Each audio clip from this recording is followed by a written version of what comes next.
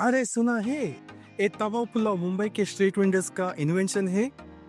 Left over rice plus पाव भाजी मसाला is equal to एकदम चटपटा मैजिक। चलो बनाते हैं घर पे ए अल्टीमेट पनीर तवा पुलाव सिर्फ 10 मिनट में।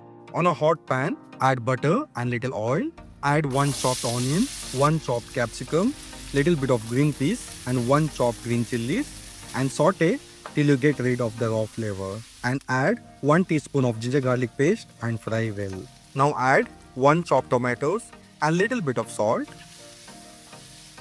Now add 1 teaspoon of pav bhaji masala, 1 teaspoon of red chili powder, half teaspoon of turmeric powder and half teaspoon of garam masala. Add paneer cubes and coat nicely with masala.